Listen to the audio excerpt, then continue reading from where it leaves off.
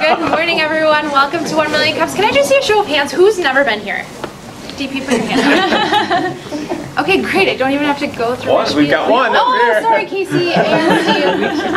Okay, 1 Million Cups is a Wednesday meeting that meets every Wednesday. And we are basically like a dolphin tank for you guys to pitch your ideas. We really encourage a lot of community engagement and feedback and questions. We hope not to punch your baby, but that's what DP's here for, so he'll make sure to give you a hard question. Announcement-wise, we have just a few. DP, did you write a book? Yeah, I did. Okay. You mentioned that. So he wrote a book called Ratoma, and he is presenting on that today at 4:30 at the Madison Club. The event is sponsored by ESG, and there's free beer, free wine, free appetizers, and most importantly, free DP. So we are really excited and looking forward to that. So that's tonight at 4:30 at the Madison Club. Announcements other than that? Yeah, sure, I'll take it. So, You do have more, so give it back to me later. Okay. Dominic has been traveling a lot and is going to be out traveling in the world more in the near and hopefully extended future as well. So we are looking to have someone come on and join the team, largely interacting with me, you lucky duck, to get folks into the pipeline. I think the official organizer title is recruiter. I'm not sure about that. But yeah, if you want to join the organizer team and sort of extend your network and use your network to help extend the 1 Million Cups group, give us a shout afterwards. I would be happy to talk more about it. Okay, so it's quite fun. Sorry. That's it. That's all I got. So 1 Million Cups is obviously a national organization run by the Kauffman Foundation out of Kansas City. Thank you. Thanks. Out of Missouri. And they sent us an email just saying that they want to be more of a helper of entrepreneurs and people who start small businesses. So I'm just going to read this little thing. You have an idea for a business? Now what? Kauffman Fast Track is a flexible course with a solid framework to support you as you start a business and begin your journey to success. If any of you in here are thinking about starting a business, have started a business, need more help with a business, let me know. I can get you guys more information on this new program called Fast Track. So they're really aiming to kind of support you guys in a new way. And that's something that I wanted to share with you. Other than that, the usual spiel of thanking sponsors. Derek in the back with Field 59. Do you have another? Next week is the holiday time. No 1 Million Cups. We'll I not get it. have 1 Million Cups on the 27th. Yeah, no 1 Million Cups next week. Okay, Field 59. Thank you so much. Sure, no problem. Crescendo Coffee. Yeah, those. You're good. Yep. Old National Bank for helping us out with that, and then the library for this great space. It's my birthday Friday. So with that, we will start with introductions. My name is Julie Ann Selesky. I do business development for the Madison Club. Oh, and I'm also really excited about today's presenters, which we'll introduce in a second. But I went to high school with them, and it's like a Middleton high school reunion, so really excited about that. And actually, Steve Tickner, the second guy, is our school president, my class president, so, you know, wow. Big deal. Okay, Julie Ann Selesky, business development, Madison Club. I am Michael Simonson, recently turned software engineer at Healthfinch. Ooh. Diana Pastrana with M&M Office Interiors. Caleb Jar, and Realty Executives. He's got a donut in his mouth. Thanks to Ryan from Industrious. We'll by all the way, wait. donuts. Dan LaCloche, DLC. I do marketing. Thanks. I'm Haley. I am also with Healthfinch, and I do sales and marketing for them. Such an interesting route that we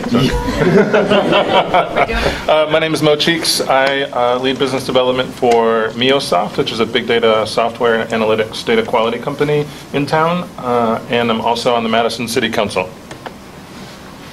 My name is Trezzy. I'm a software accessibility consultant. I also run a podcast called 100 State of Mind, available wherever you listen to podcasts. I'm Thomas Quigley Malcolm. I'm a back-end engineer, and I'm currently the lead back-end engineer for Kilter Rewards.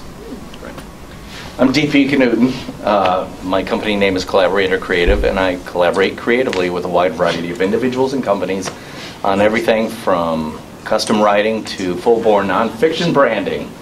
And you may have heard of a book that I wrote with Spencer X. Smith. It's now available on Amazon.com. And I encourage you to come to the Taps and Technology thing at Madison Club. 4:30 is when doors open. 5:30 is when I start talking. And so you can go get beer as much as you want when that happens. So thank you very much. Tough act to follow. Yeah. I'm Zach Blumenfeld with Third Space and CultureCon. I have Derek Matsky. I'm a partner with BDO. It's an accounting, tax, and consulting firm here in Madison. I'm Sean McLarney. I'm a manager with BDO.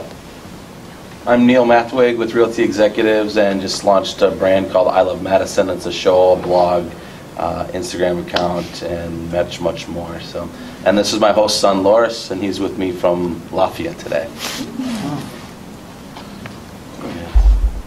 He already introduced himself. Oh. Yeah. I'm Kate Sullivan. I am a real estate agent. It's nice to see fellow real estate agents in the room.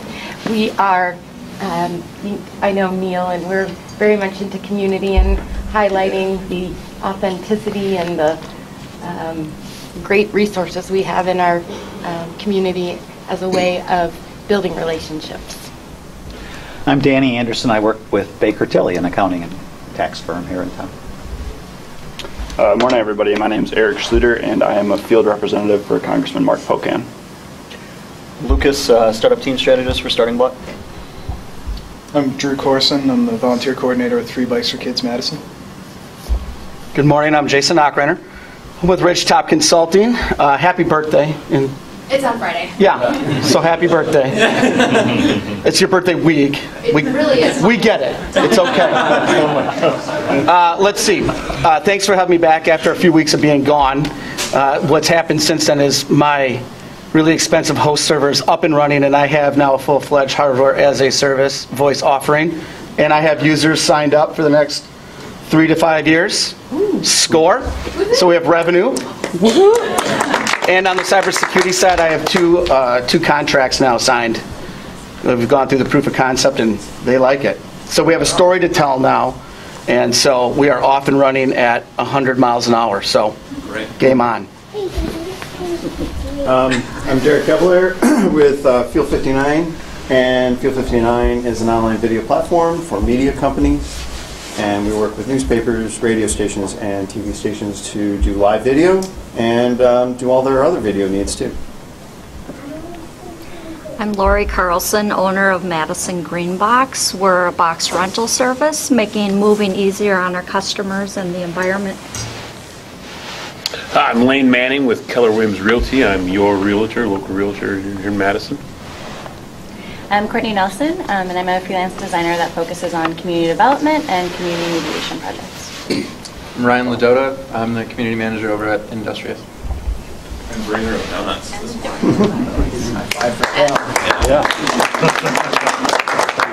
gets free dues. Alex, are you happy just to pass on that one? No, introduce us. I'm Alex Ryan, founder of Prairie Light Solar, a renewable energy finance consulting firm, and this is Parker.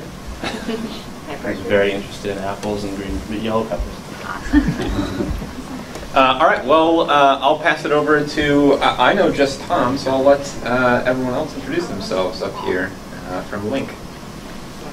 I'm Casey Koenig from Oregon Community Bank, business banking, also a co-chair here of LINC, United Way. My name is Steve Tickner. I'm a development director at the United Way of Dane County. So I'm Tom Groff, business insurance associate at M3 Insurance, and then also co-chair with Casey for LINC. All right, guys, take it away. So we're here to talk to you about LINC, which is sort of a new avenue for United Way. It's a new platform that United Way is trying to launch into Dane County. And so to talk to you a little more, I'll give you a background about United Way. And so I'm sure most of you have probably heard about United Way, but if you haven't, this is sort of my 30 seconds to try to explain this complex organization. So United Way is a non-for-profit comprised of a bunch of non-for-profits that fall under their umbrella. So they partner with about 104 different partner agencies in the community. and try to tackle things with what they call their education or agenda for change, which deals with making sure everyone has a fair and right way to education in Dane County, making sure that everyone has access to a healthy wage and has a fair income in Dane County, and try to making sure that health care is provided to everybody in Dane County, and that the health needs are met for all the citizens. And so some of the surprising facts when you learn about United Way is that when you take Camp Randall and you look at 75% of the people filled, that's how many people in Dane County live in poverty. So it's about 64,062 with that meaning. Also, that includes 14,875 children. And so some of the scarier things is that the average age of a homeless person in Dane County is age 8. And so 12,875 or 1 in 6 children live in poverty in Dane County. And so, as I mentioned before, the Agenda for Change deals with education, income, and health. And so Dane County is a great place to live, but is it that for everyone? And so when I said the 64,062 people live in poverty and how it nearly fulfills Camp Randall, United Way is trying to solve these solutions by looking at holistic solutions in the community.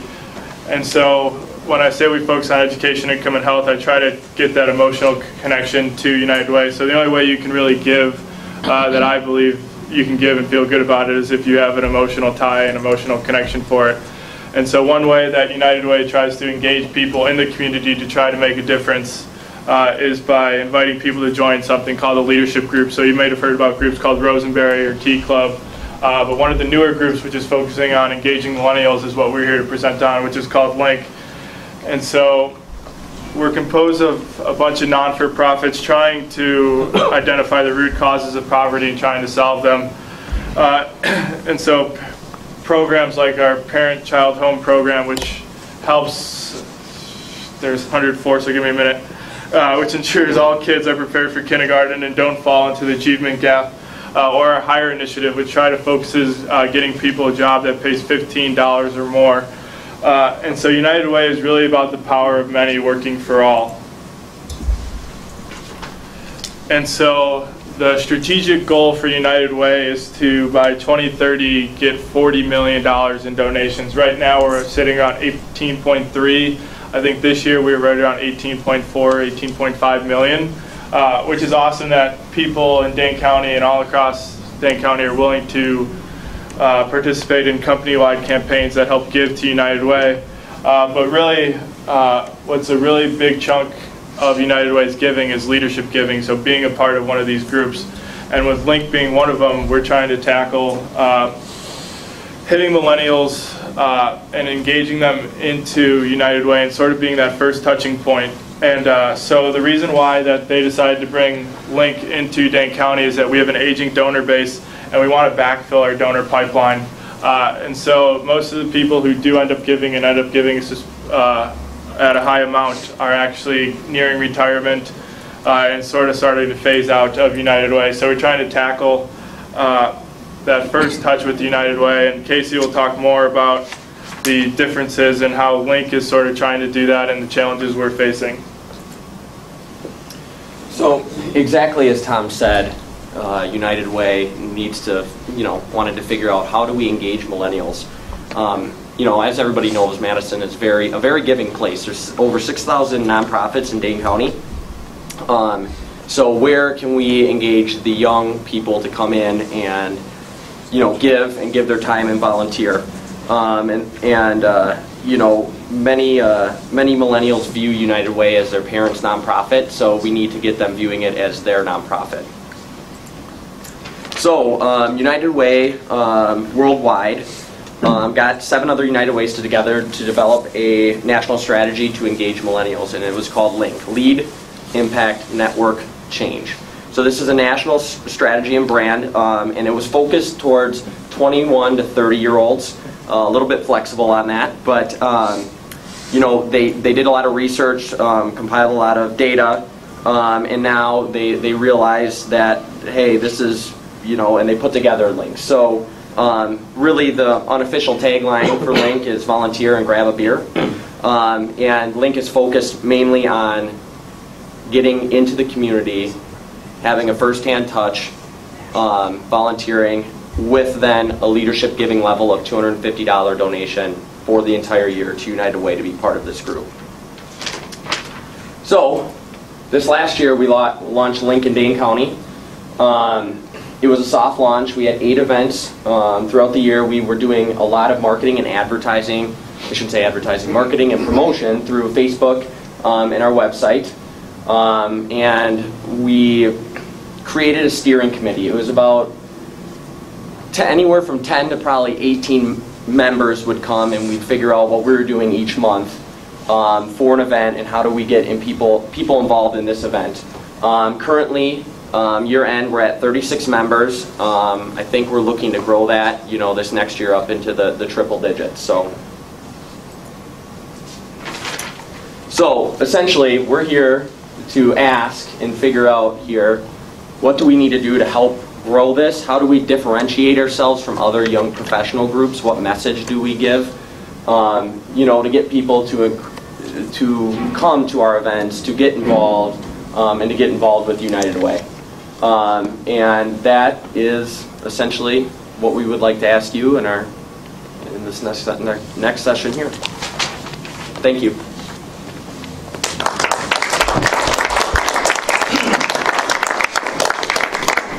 I have a question. Yes. Just to get us started. All I know about, what I've heard for a while for young professionals at United Way is Rosenberry, Rosenberry, Rosenberry. So what's the need for this? What's the differentiation? Like, how are you guys different than that? And what's going to happen to Rosenberry? I can tackle that if you want. So Rosenberry is essentially 21 to 40. And so Rosenberry has some professional development events as well as volunteering, where LINC is strictly volunteering.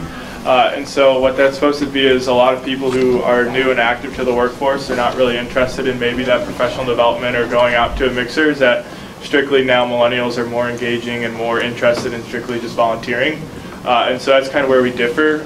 So our main slogan for LINC is let's volunteer and grab a beer. So we have a volunteer event. So I'll talk to you one of the events about one we did in July. So that was the event that we did. We volunteered at the River Pantry Food Bank for about an hour or so, and then we headed over to the duck blind for a Madison Mallards game. And so that's kind of way, and also too, the way it differentiates, you can attend a LINC event in a pair of shorts and a t-shirt and no one's going to say anything. If you attend Rosenberry events, it's probably more business casual, but not that there's anything wrong with that. Both groups have their benefits, and both groups differ in the fact that Rosenberry has more of that professional development aspect, where LINC is strictly more volunteer driven. And is the giving price different? So for right now, it is for 21 to 30-year-olds, it's $250. But once you hit that 30-year-old mark, then your giving level is supposed to be $500 for Rosenberry. Where we've seen majority of our success has been getting the people who are 21 to 25, and then usually around 25 and up, that's when they sort of start to teeter off and go into Rosenberry. So you might have majority of the members who are interested in LINC in that early stages, and then might go towards Rosenberry, or both. I have a question. So sort of in the dolphin tank spirit, in the past year, what's the biggest hiccup or obstacle that you all have had to overcome? I think honestly that differentiation between Rosenberry and LINC has been kind of an issue that we have had to discuss with the Rosenberry Council. Yeah. And how do we each have our unique identities. And then definitely the engagement level. How do we grow our membership? How do we get people to come to each event? And that's kind of where 2018 here, we're looking to really grow and take off. I think we've figured out a lot of the differences with Rosenberry and LINC and how to distinguish ourselves. So now we're just looking to, grow our membership base. Also off of that too, we've probably had about 12, 13 people at each of our events, which might sound like a good number in terms of getting people to volunteer at a certain place once a month. But it's sort of been that same 12 people, and we want to grow it where we have more than the same 12 people here. And so if only 12 people know about LINC in Dane County, even though we have 36 members, how do we grow it so that we have a differentiating group coming every time where we can meet the needs of everyone? Do you have any trial programs that allow people who are active to evangelize and bring other people with? What I'm thinking of is buy one, get one. You know, you're already paying, you're participating, you have unlimited number of free invites to bring new people in, to expose them, to let them experience the product. Yeah, so we do have, you can pretty much come to a LINC event even if you aren't a member. You just won't be considered a full LINC member. With that being said, we're always trying to get people to bring a friend, bring someone.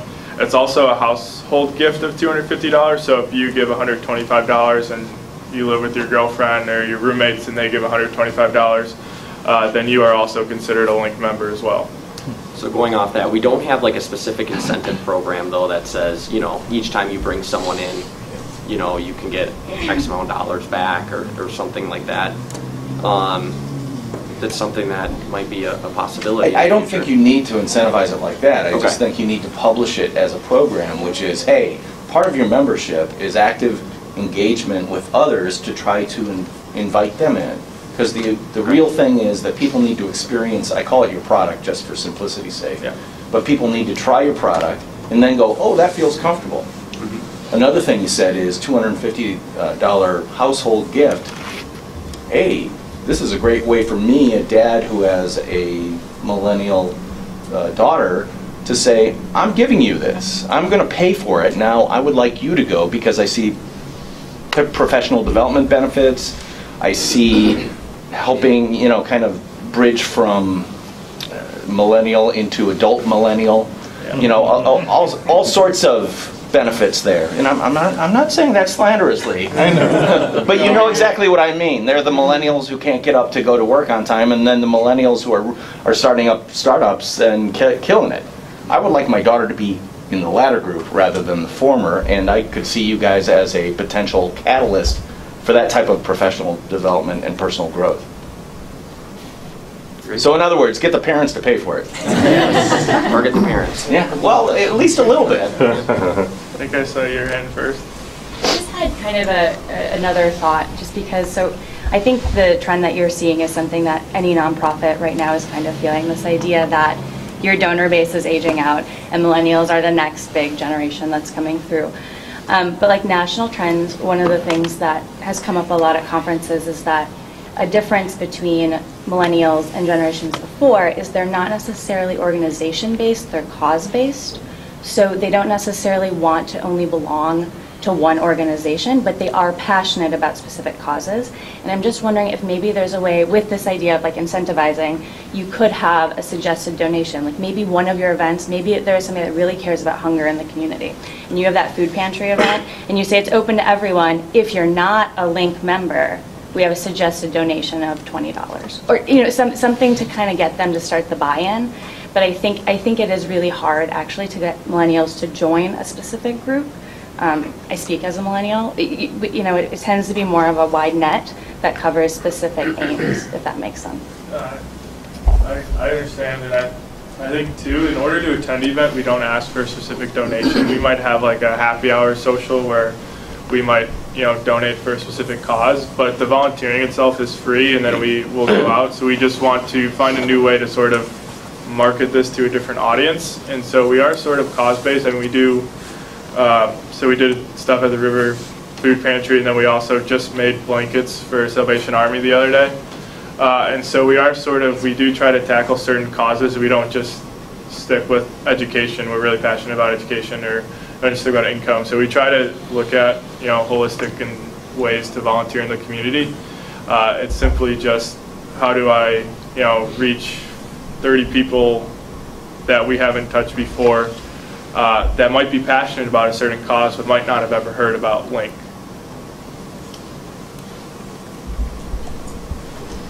So is there some correspondence between the goal of 2030 and LINC's mission?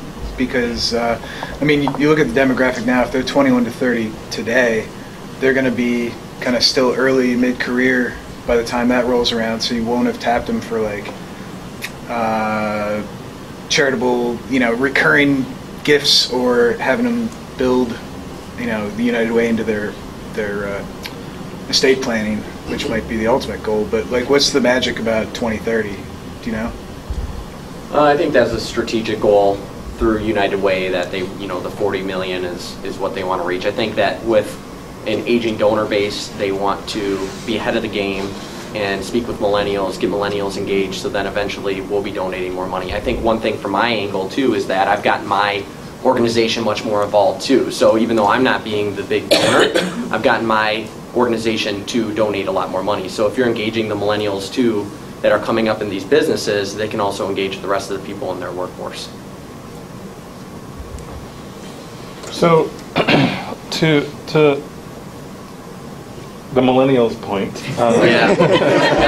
as an old millennial, I would be really interested. I would really encourage you guys to dig deep into the 36 people that are already members and figure out what their why is. Why have they bought into this? And I would think that the easiest path for growth, if you want to get from 36 to 100, is to clearly understand that and then identify other people who share that value, right? And that may or may not be the ultimate growth strategy, right? Maybe those people's why is just because they're good friends with you or something like that. But I think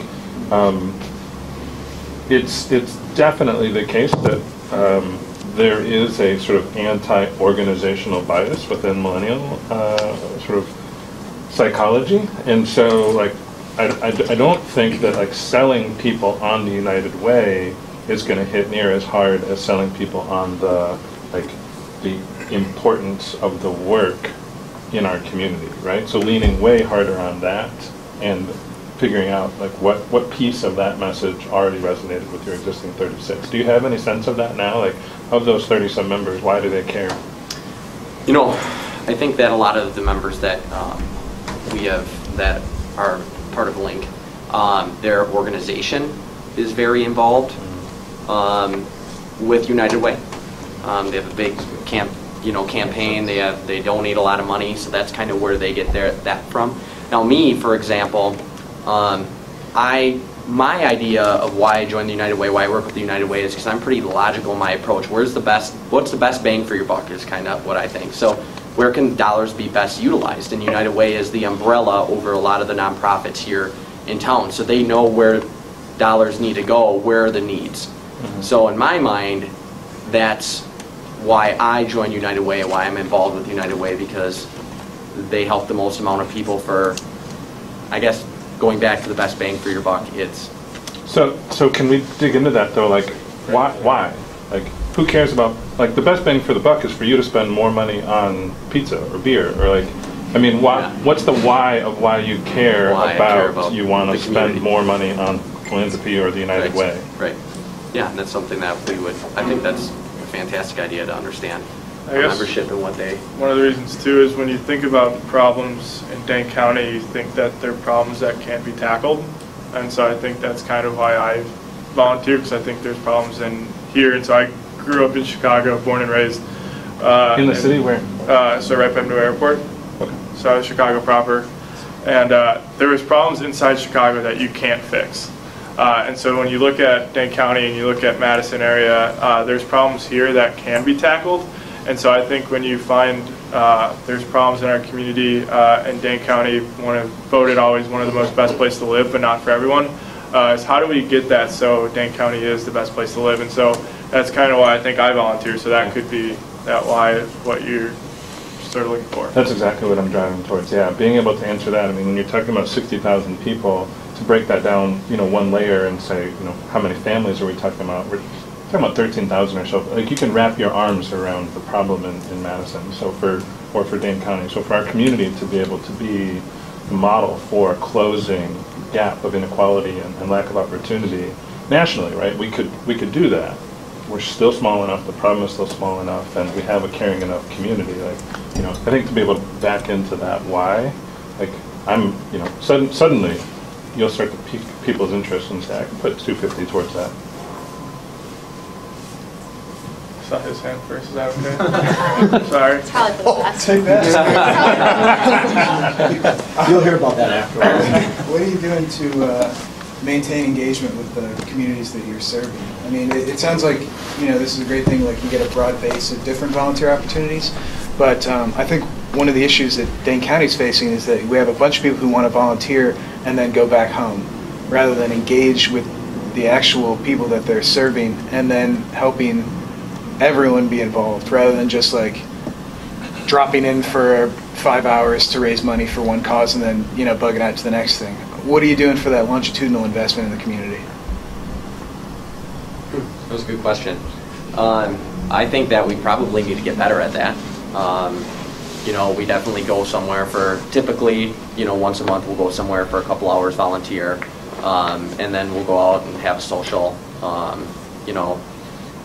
But in terms of like sticking with that same group or what we just did, that's, I guess, not a lot of follow through from our perspective. The United Way does. So typically with a lot of our events, we work with partner agencies through United Way. So we're helping them out, you know, when they need some help. So I guess the follow through would come from United Way itself with the donations and understanding the needs, but not specifically from our group. I think that's awesome. I mean, you have this powerhouse behind you that has their annual missions, and I mean, if you could foster some kind of link, sorry, no pun intended. Got it. A connection between LINC and United Way, you know, if this is the entree into a certain community where you spend 4 hours and then you're like, and by the way, this year's push is literacy. So, you know, we helped you here, but here's how United Way is going to, you know, push forward with that moving like into the future. I don't know.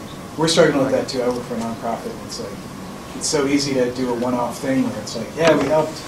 All right, what's next? Instead of like, how are we part of this community? How are the people who are already part of that community going to be invested? So you're sort of saying, so we volunteered at Salvation Army and then sort of highlight what United Way does for Salvation Army, sort of get that ultimate root cause of what United Way is doing and to tie it all into why we did it?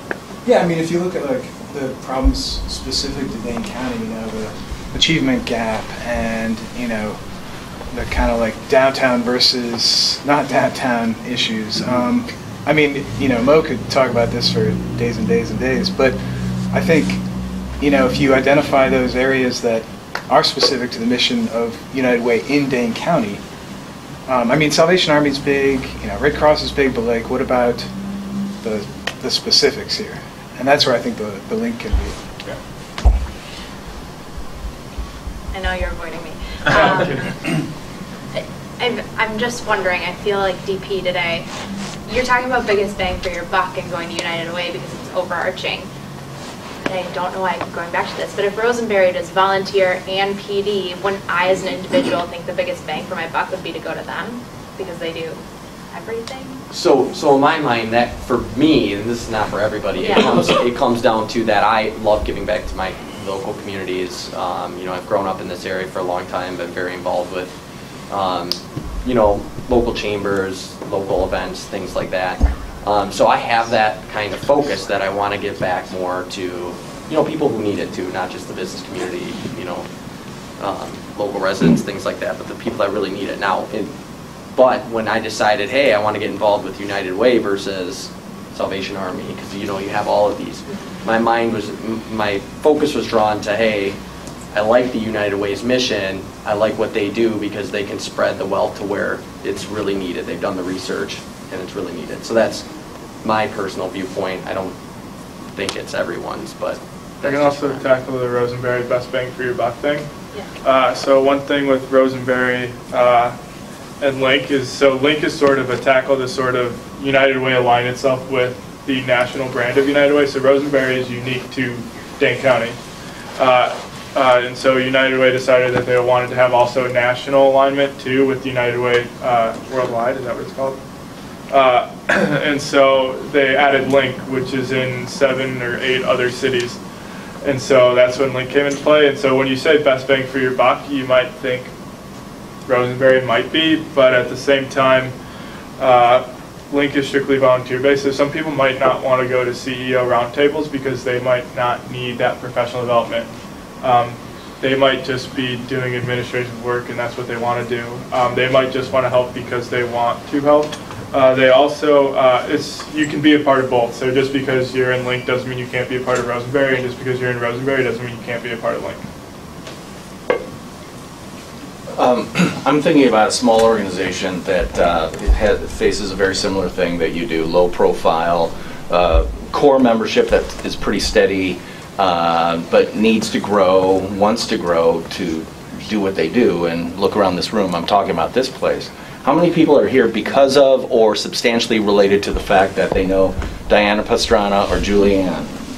I certainly am. They were my entree vectors to this organization, and it made it very easy for me, who is not naturally a joiner, to try this. My recommendation for you there are two. One, identify your power ambassadors and empower them to bring the heat when it comes to bringing other people in. Because out of your 36 members, maybe there are 10 who you would identify as the keepers of the flame. Empower those keepers of the flame to infect their peer groups and extension. So that's tactic number one. Tactic number two is to, I can't remember it. It'll come back to me. But anyway, the whole idea of driving trial, that's the number two.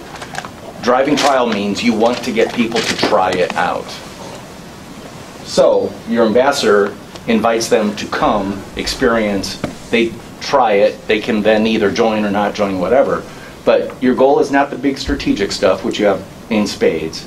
It's the tactical stuff of get them in, get them trying it, find out it's fun, find out it is personalized and it covers a lot of the why things that Mo was talking about.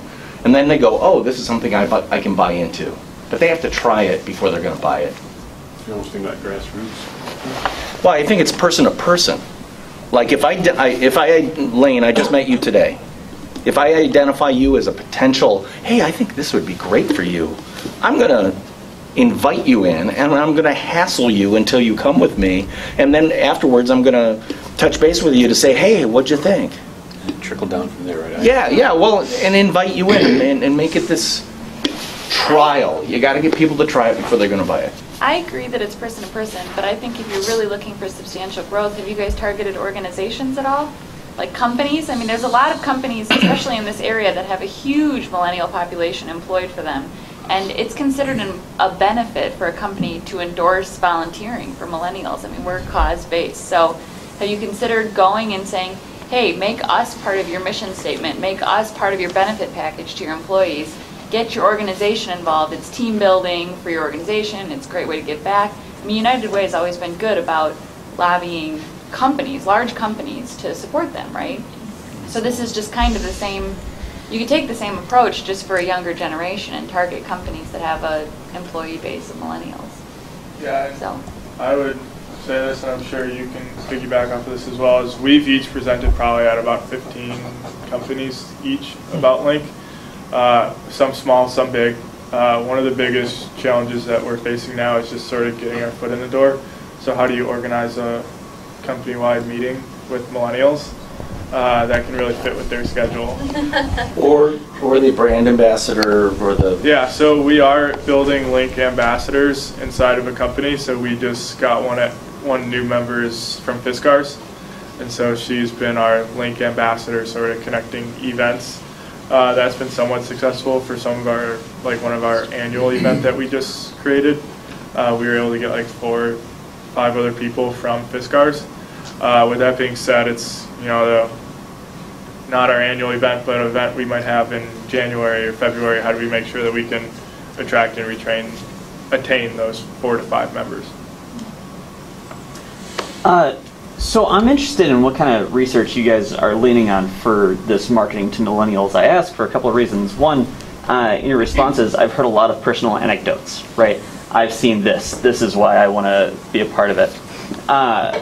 And in your sort of slogan there, volunteer, grab a beer, that's the way a lot of companies are attracting millennials, right? But they're attracting a bunch of young white guys. So what's your diversity turnout there, right?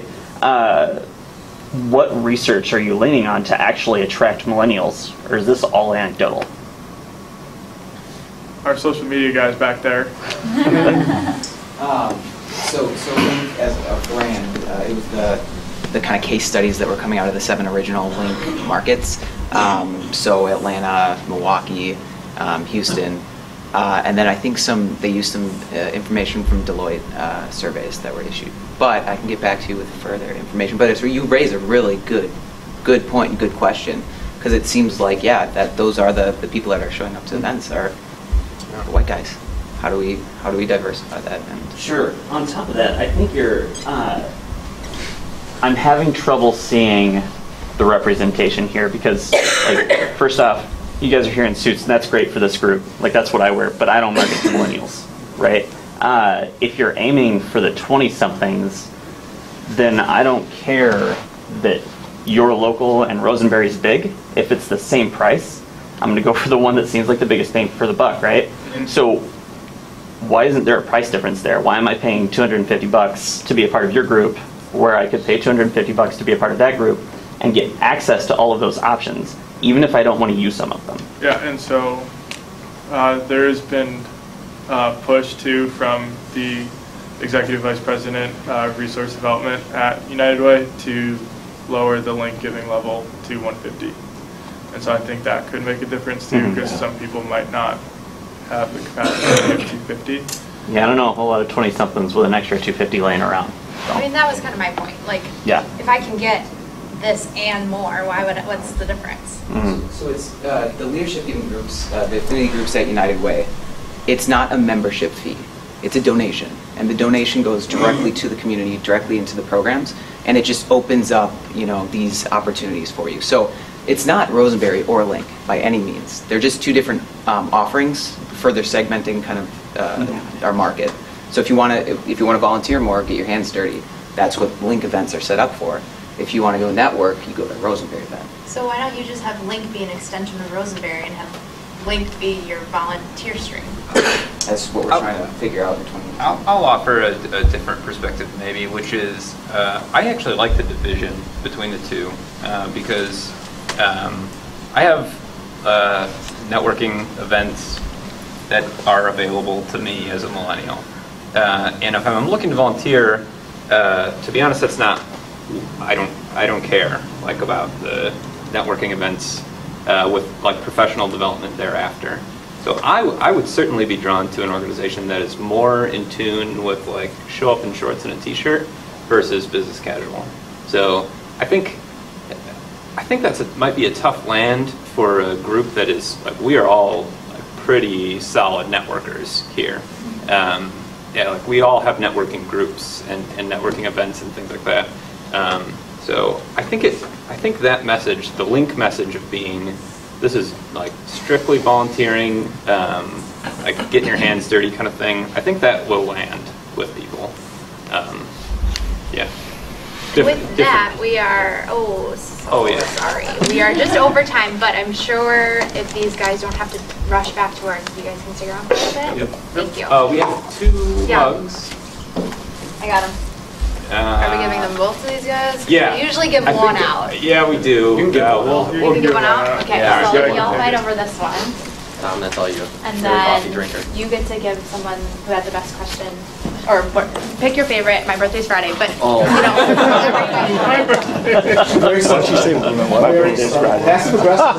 had 26, almost 27 years of experience doing it. I'll get you So let me get this straight. It's almost your birthday? It's on Friday. Oh, okay. Here we go. Just because I'm digging the cufflinks. Thanks. So. Thank you, guys. Everyone grab some coffee before you take off.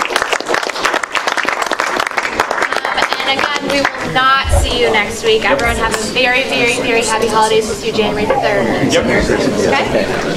Okay? Right?